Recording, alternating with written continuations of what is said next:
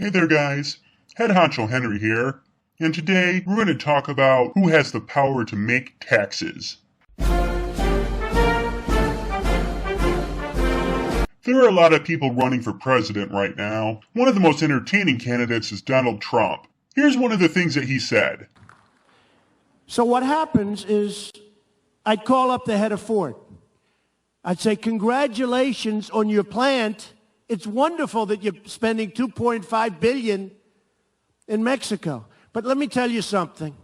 You're taking a lot of jobs away from the United States. And we're going to charge you a 35% tax. Now, Mr. Trump, I feel that I must explain to America how the tax process truly works and why the president can't just arbitrarily charge taxes to companies. So let's start at the beginning. The Constitution, which is pretty important, divides the government into three different sections: the legislative branch, the executive branch, and the judicial branch. The executive branch is where the president is. The legislative branch is where Congress is. And Congress is made up of two parts: the House of Representatives and the Senate. The Constitution specifically says that all revenue bills must start in the House of Representatives. The president cannot just decide on his own who to tax. It just simply doesn't work that way. The first step is in the House of Representatives. A representative comes up with an idea for a tax bill. That idea then goes to a committee. And the committee looks at the idea and maybe changes it a bit.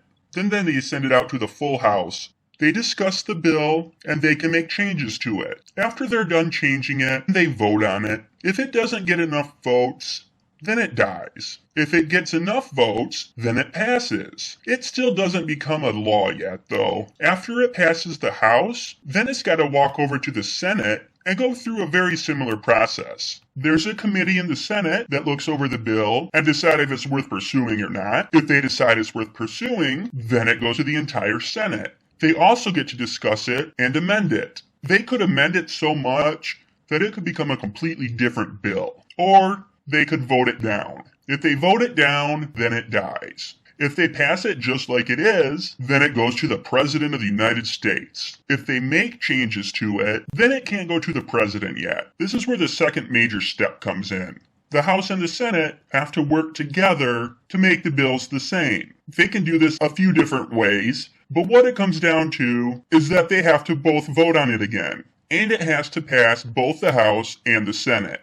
If the new bill passes that, then it goes to the president, which I like to call the third step. For the third step, the president looks at the bill, and if he likes it, he signs it, and it becomes a law.